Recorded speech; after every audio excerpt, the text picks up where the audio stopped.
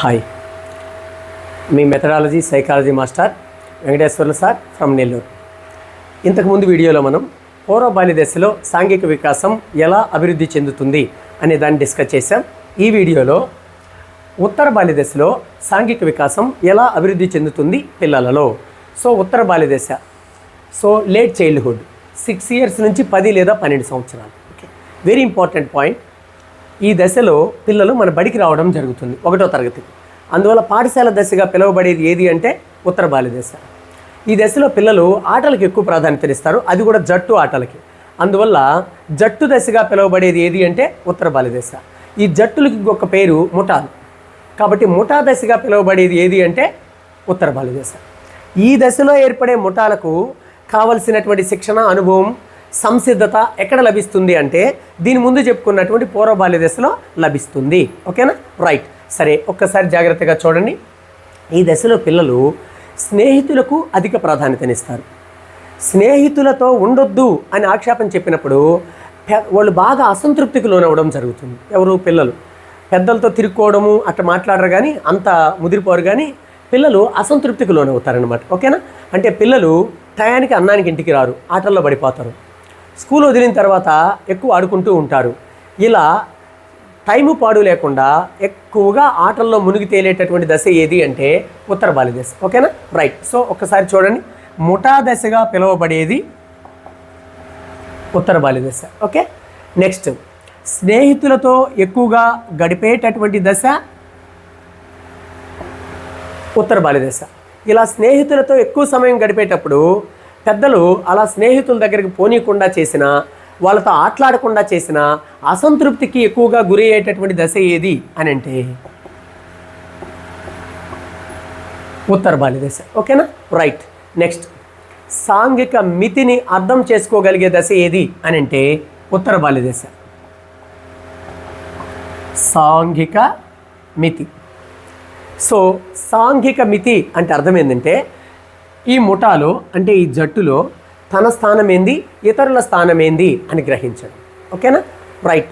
అంటే ముందు నువ్వు బ్యాటింగ్కి వెళ్ళడం, నువ్వు ఆగు, రన్స్ తక్కువ ఉండయి, హిట్టింగ్ చేసే వాళ్ళని పంపుతాం, వేరే వాళ్ళిద్దరిని ముందుకు పంపించినప్పుడు అర్థం చేసుకోవడం.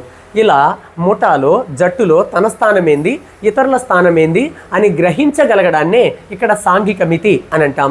ఆ సాంఘిక మితి ఎప్పుడు ఏర్పడుతుంది అంటే ఉత్తర బాల్య దశలో ఏర్పడుతుంది. ఓకేనా, క్లియర్. ఒకే ఒక అంశం, చాలా ఈజీగా ఈ దశని మనం గుర్తుపెట్టుకోవచ్చు. ముఠా దశగా పిలువబడేది ఏది, పాఠశాల దశగా పిలువబడేది ఏది, జట్టు దశగా పిలువబడేది ఏది, ఉత్తర బాల్య దశ. ఈ ముఠాలో ఎలా వ్యవహరించాలో దానికి కావాల్సిన అనుభవము, దానికి కావాల్సిన శిక్షణ, దానికి కావాల్సిన సంసిద్ధత ఏ దశలో ఏర్పడి ఉంటుంది అంటే ముందు దశ అయిన పూర్వ బాల్య దశలో ఏర్పడి ఉంటుంది. స్నేహితులతో ఎక్కువ సమయం గడిపేటటువంటి దశ ఉత్తర బాల్య దశ. స్నేహితులతో గడపడానికి ఆటంకం కలిగించినప్పుడు అసంతృప్తికి లోనయ్యే దశ ఉత్తర బాల్య దశ. Okay, clear, right. చూడండి, అత్యంత సంతోషకరమైన దశ ఏది అంటే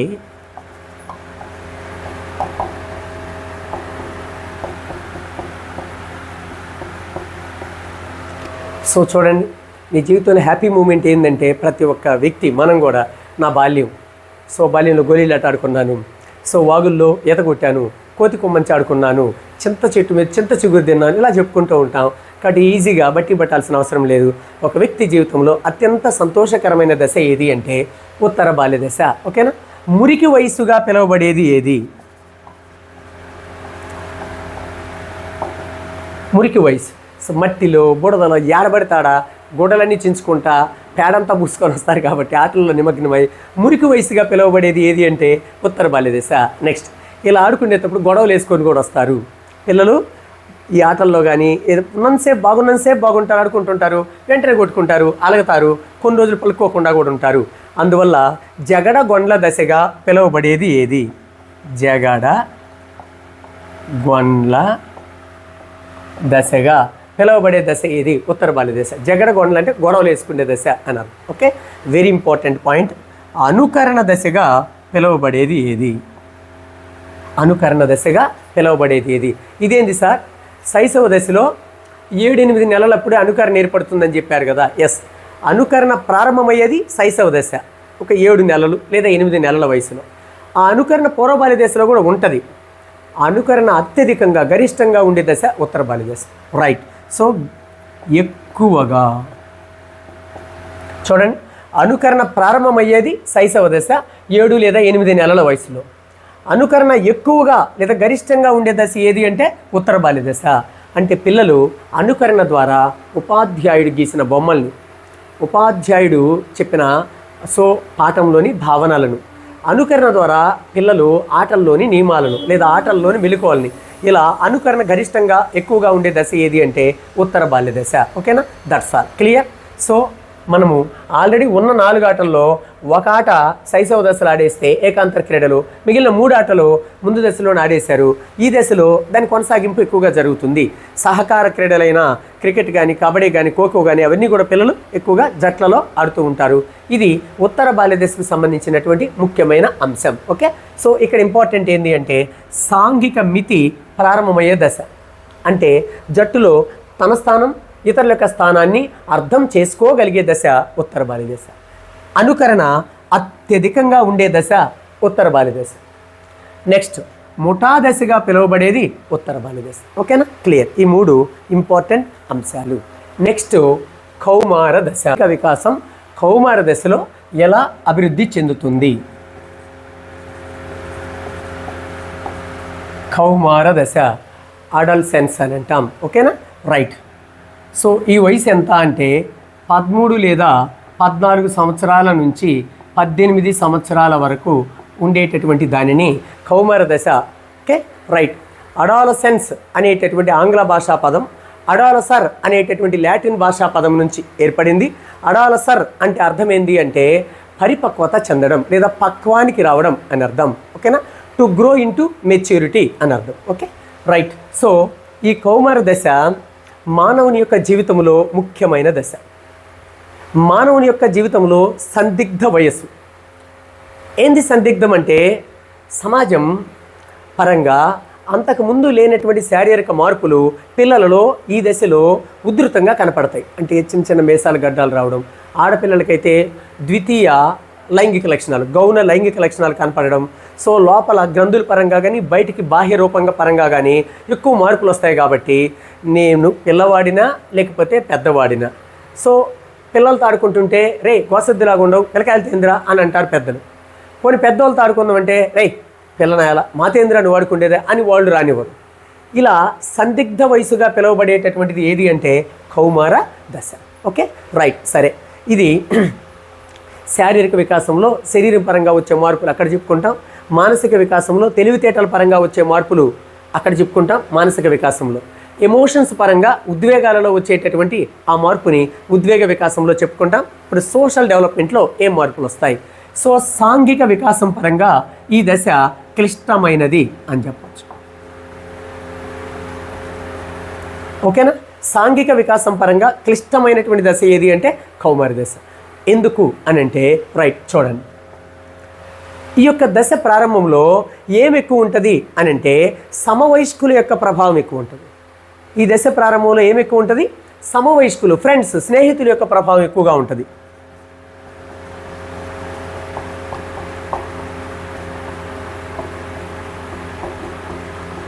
రైట్. సో ఏ దశ ప్రారంభంలో పిల్లలపై సమవయస్కుల ప్రభావం ఎక్కువగా ఉంటుంది అని అంటే కౌమార దశ ప్రారంభంలో. సరే, ఇందాకేందో జట్టు అన్నారు, సమవయస్కులతో ఎక్కువ సమయం గడపడానికి ఇష్టపడే దశ ఉత్తర బాల్య దశ. సమవయస్కులు లోపించినప్పుడు లేదా స్నేహితులు లోపించినప్పుడు అసంతృప్తికి గురయ్యే దశ ఉత్తర బాల్య దశ కాదనను. అయితే సమవయస్కుల యొక్క ప్రభావం ఏ దశ ప్రారంభంలో ఎక్కువగా ఉంటుంది అంటే కౌమార దశ. అంటే అర్థం ఏంటంటే తల్లిదండ్రులు సమవయస్కుల్ని కనుక విమర్శిస్తే తల్లిదండ్రుల మీద కూడా తిరుక్కొని మాట్లాడతారు. అర్థమవుతుందా? అంటే పేరెంట్స్ని కూడా సమవయస్కుల కోసం ఎదిరించేటటువంటి దశ ఏది అని అంటే పేరెంట్స్ను సమవయస్కుల కోసం ఎదిరించడం జరిగేటటువంటి దశ ఏది అని అంటే కౌమార దశ. ఓకేనా?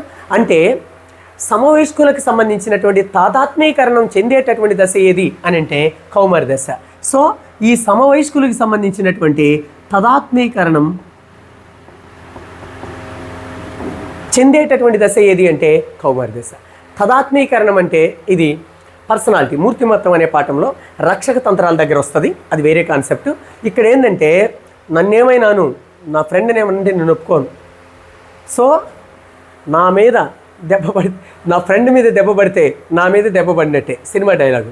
నన్ను దాటుకొని నా స్నేహితుడి దగ్గరికి వెళ్ళు. ఇలా సో స్నేహితులకు సంబంధించినటువంటి సమవయస్కులకు సంబంధించినటువంటి తదాత్మీకరణం కనపడేటటువంటి దశ ఏది అంటే కౌమార దశ. ఓకే, అంటే తనను స్నేహితుల్లో చూసుకోవడం అనమాట.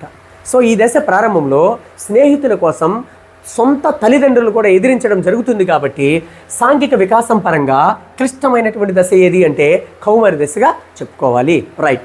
అయితే క్రమేణా 13-14 ఏళ్ళు దాటి 15 దాటి 16 దాటి 17 ఇలా ఈ దశ చివరికి వచ్చేసరికి దాన్ని మనం ఉత్తర కౌమార దశ అని అంటాం. ఈ దశ ఎండింగ్కి వచ్చేసరికి ఉత్తర కౌమార దశ అని అంటాం.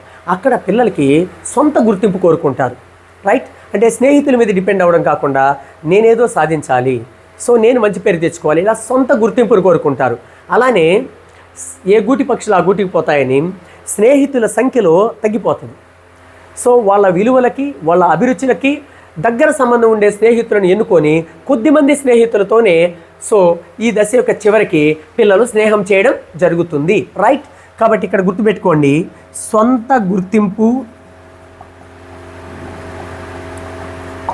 కావాలని పిల్లలు కోరుకోవడం, అలానే స్నేహితులను ఎన్నుకునే విలువలలో మార్పురా.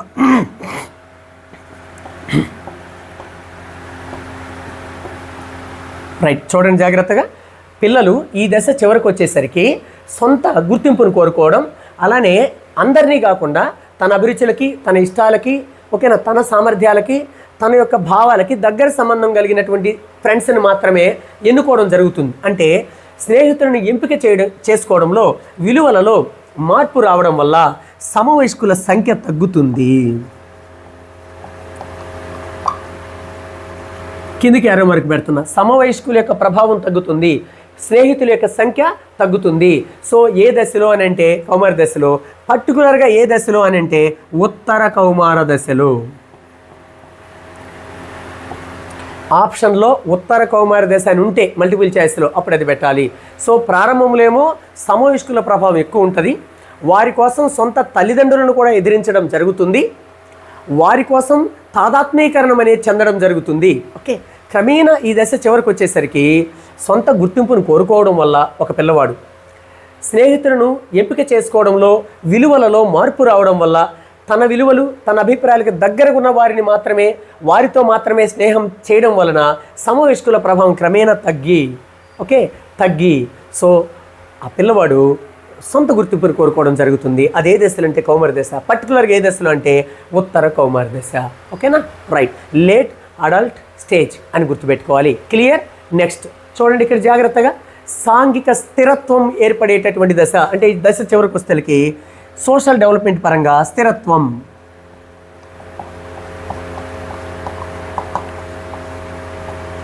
రైట్, స్టెబిలిటీ, సోషల్ స్టెబిలిటీ, సాంఘిక స్థిరత్వం ఏర్పడేటటువంటి దశ ఏది అంటే అర్థమైంది అంటే సో నాకు సమాజంలో మంచి పేరు రావాలి, ఇలా ఉంటే నాకు మంచి పేరు వస్తుంది అని ఒక పంతాలో ఒక జీవన విధానాన్ని ఒక వ్యక్తిత్వంతో పిల్లవాడు ముందుకు నడవడం జరుగుతుంది. కాబట్టి వ్యక్తిత్వం లేదా జీవన విధానం విద్యార్థిలో రూపుదిద్దుకునేటటువంటి దశ ఏది అంటే కౌమార దశ. Very important. సో ఒక వ్యక్తిత్వం లేకపోతే చూడండి ఒక జీవన విధానం,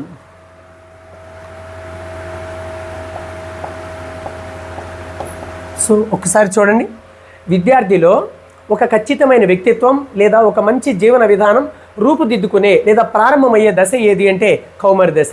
అదేంది సార్ అంటే సాంఘిక స్థిరత్వం. అదేంది అంటే సమాజంలో నేను ఇలా నడుచుకోవాలి, ఇలా ప్రవర్తించాలి, సో నేను మంచిగా చదువుకోవాలి, నా తల్లిదండ్రులకు మంచి పేరు తెచ్చిపెట్టాలి, నాకు పాఠం చెప్పినటువంటి మా గురువులకి మంచి పేరు ప్రతిష్టలు తెచ్చిపెట్టాలి, మా ఊర్లో నన్ను అందరూ మెచ్చుకోవాలి. ఇలాగా సాంఘిక స్థిరత్వం ఏర్పడేటటువంటి దశ కౌమార దశ. ఒక మంచి వ్యక్తిత్వం లేదా ఒక మంచి జీవన విధానం రూపుదిద్దుకునేటటువంటి దశ కౌమార దశ. ఓకేనా. రైట్. ఒక మాట చెప్పాలంటే వ్యక్తిగత అభివృద్ధి కంటే సమాజం యొక్క అభివృద్ధి గురించి ఆలోచించే విద్యార్థి ఏ దశకు చెందుతాడు అని అంటే కౌమార దశ. వ్యక్తిగత అభివృద్ధి, సమాజ అభివృద్ధి. సమాజ అభివృద్ధి. అంటే అర్థం ఏంటి అంటే, సో వాళ్ళ గ్రామం బాగుండాలని, ఊరు బాగుండాలని, లేదా నలుగురు బాగుండాలని తన సొంత ప్రయోజనాలను కూడా వదులుకోవడం జరుగుతుంది. ఇలా వ్యక్తిగత అభివృద్ధి కంటే సమాజ అభివృద్ధికి ప్రాధాన్యతనిచ్చేటటువంటి పిల్లవాడు ఏ దశకు చెందుతాడు అంటే కౌమార దశకు చెందుతాడు అని గుర్తుపెట్టుకోవాలి. ఓకేనా? రైట్. సో ఒక మాటలో చెప్పాలంటే చాలా ఇంపార్టెంట్, నాయకారాధన కనపడేటటువంటి దశ ఏది అంటే కౌమార దశ. నాయకారాధన, హీరో వర్షిప్ అని అంటాం మనం. హీరో వర్షిప్, నాయకారాధన కనపడేటటువంటి దశ కౌమార దశ. ఓకేనా? అంటే అల్లు అర్జున్ని అభిమానించడం, హీరోయిన్ని అభిమానించడం, విరాట్ కోహ్లీ క్రీడాకారుని అభిమానించడం, కొంతమంది తన తండ్రినే హీరోగా అభిమానించడం. ఇలా సో ఒక వ్యక్తికి దాసోహం అవడం, లేదా దాసోహం అనకూడదు సారీ, అభిమానాన్ని పెంచుకోవడం. ఓకేనా? సో ఇలా హీరో వర్షిప్, నాయకారాధన కనపడేటటువంటి దశ ఏది అని అంటే కౌమార దశ. Okay, right.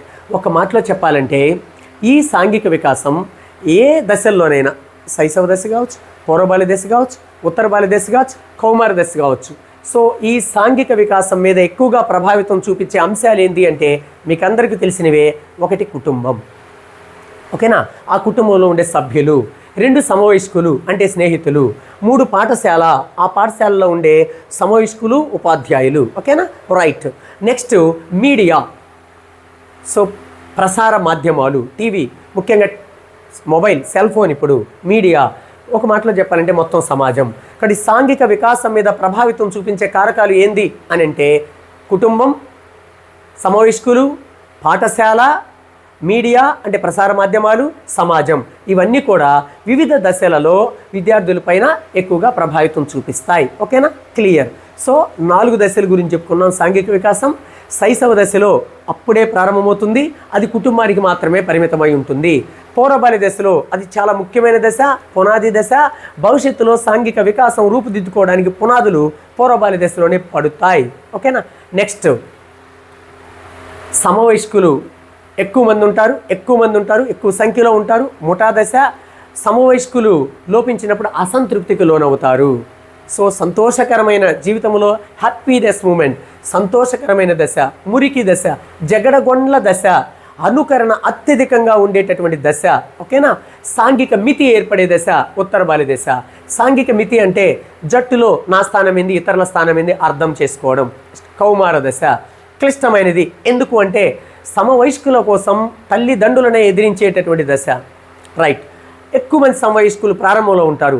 క్రమేణా ఉత్తర కౌమార దశకు వచ్చేసరికి, కౌమార దశ చివరికి వచ్చేసరికి సొంత గుర్తింపుని పిల్లవాడు కోరుకోవడం, సో స్నేహితులను ఎంపిక చేసుకునే విలువలలో మార్పు రావడం వల్ల సమవయస్కుల సంఖ్య తగ్గుతుంది. తమ అభిరుచులకు, తమ భావాలకి దగ్గర సంబంధం కలిగిన కొద్ది మంది స్నేహితులను మాత్రం ఎంపిక చేసుకోవడం జరుగుతుంది. ఓకేనా? నెక్స్ట్ సాంఘిక స్థిరత్వం ఏర్పడుతుంది. అంటే సమాజంలో సొంత వ్యక్తిత్వం లేదా మంచి జీవన విధానం రూపుదిద్దుకునేటటువంటి దశ. వ్యక్తిగత అభివృద్ధి కంటే సమాజం యొక్క అభివృద్ధిని కోరుకునే దశ కౌమార దశ. నాయకారాధన కలిగి ఉండే దశ కౌమార దశ. సో దశలు పక్కన పెట్టేద్దాం. ఓవరాల్గా మనం సాంఘిక వికాసం దగ్గరికి వెళితే సాంఘిక వికాసం మీద ఎక్కువగా ప్రభావితం చూపించేది మొదట కుటుంబం, అందులోని సభ్యులు, తర్వాత స్నేహితులు, తర్వాత పాఠశాల, తర్వాత మీడియా, తర్వాత మొత్తం సమాజం అని చెప్పుకోవచ్చు. రైట్. Thank you.